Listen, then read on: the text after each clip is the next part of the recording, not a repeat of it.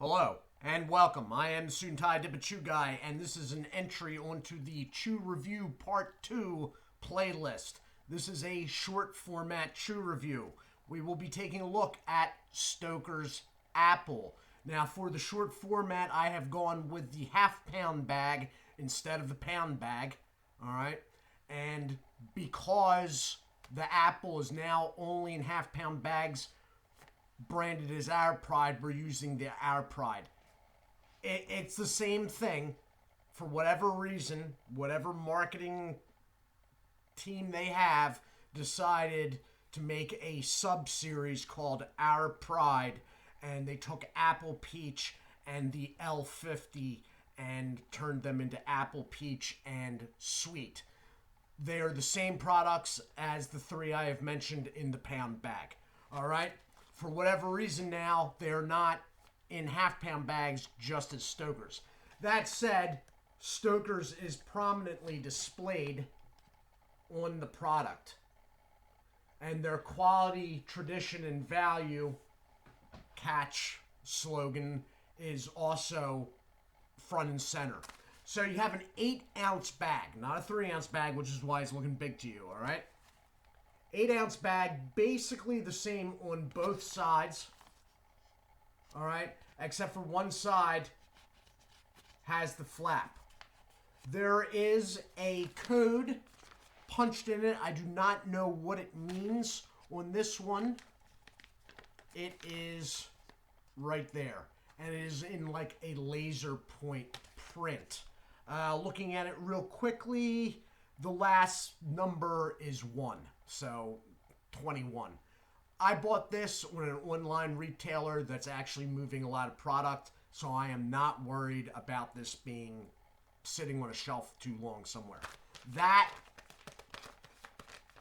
and it feels good. So, seams on the side and seam on the top. Until you cut it, the bag is sealed all the way around. There is a Ziploc. This one is not engaged. They usually are not. Just like with the pound bags of Stoker's, they don't need to be engaged if this is still intact up here. Alright? On the bottom, you have a barcode. Underage sales prohibited. The fact that this is a product of the National Tobacco Company of Louisville, Kentucky. On the bags, they're still going by National Tobacco. Online, they're going by Turning Point Brands. Barcode, obviously. Sale only allowed in the United States. And then they have the leaf content right here, which is 19% domestic and 81% foreign. And then a call number. And then the website, which is, if I can straighten it out, stokerstobacco.com. You can put in stokers.com, stokersnuff.com. It's all going to go to the same place. All right? So, with that all said, I'm going to cut this off here. I usually use scissors on these. On these Our Pride bags, because until I started doing them as the short format, I had never had a Our Pride branded product. And you got the Stoker's Apple coming out of that slit. And I knew it was coming because I could smell it when the bag was sealed. The Apple product is strong enough to smell through the bag even if the bag is not compromised. Alright? Luckily, it smells really, really good. Because if it didn't, that could be an issue within itself. So, opening the pouch up, there is a little bit of tobacco in the Ziploc, which I just knocked off, so I'm not going to be able to show you. It was up in this corner. Doesn't really matter because the Ziploc was not engaged, as I said. That's what you're looking at in there. It is very dark stuff, like all Stoker Chew products. Smells really good. Now, I really like their peach. I really do. But the apple is like in a different league. So what you're looking at is that.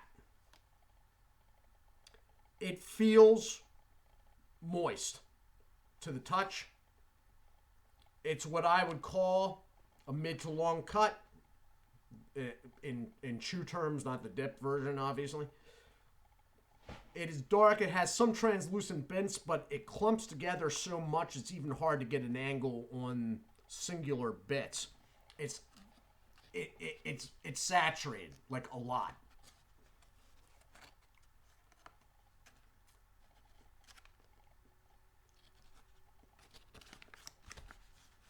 A smaller bit in, I think. Usually put a bit more than that. I'm seeing.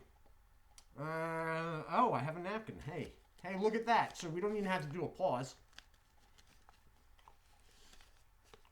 Now, once you cut it off, you want to make sure, especially if you're somebody that doesn't chew all the time, you want to make sure that you squeeze, get the Ziploc mostly engaged, except for maybe one end. Squeeze the air out of it, and then seal that end, all right? If it's going to be sitting for a while.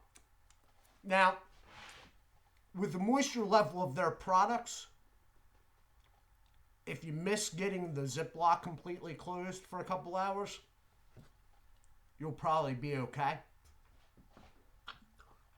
But with all chew, and Stoker's is no exception, if left open to the air long enough, it will begin to dry out. It tends to lose flavor. It won't really do anything to the nicotine. But keep in mind, as I always say, don't misplace your can of dip. Okay? This is not dip. Now, for people that are not familiar, because I have had questions come up before, when I say there's very little nicotine in chew, that is in relation to moist snuff. Compared to moist snuff, there is very little nicotine in loose leaf chew.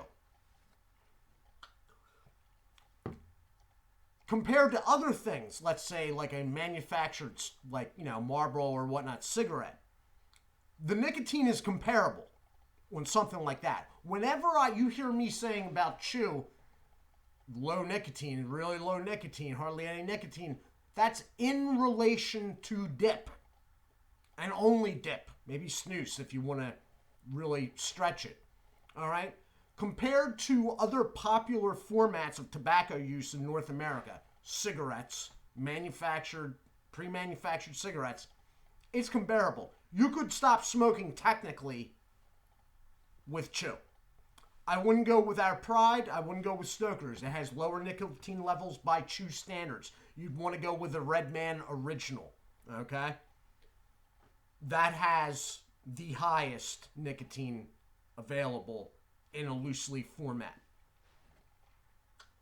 But a cigarette smoker could at least slow down, if not stop smoking, just using chew.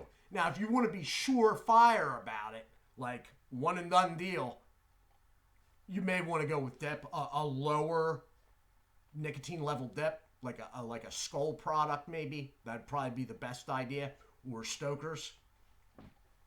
Anyway, what you got with this, before I wrap this up, is warm apple pie. It's a very natural, bakery-esque apple. It's not like a Granny Smith apple. It's not like any apple dip, like Skull apple, or those are like green apple tart. Okay, this is like red apple in a pie, baked type deal. And that's the best way, that's how I've always explained, and that is the best way to go about it. So, if you see this, this is one of those things from a flavor aspect. Nicotine aside, don't even worry.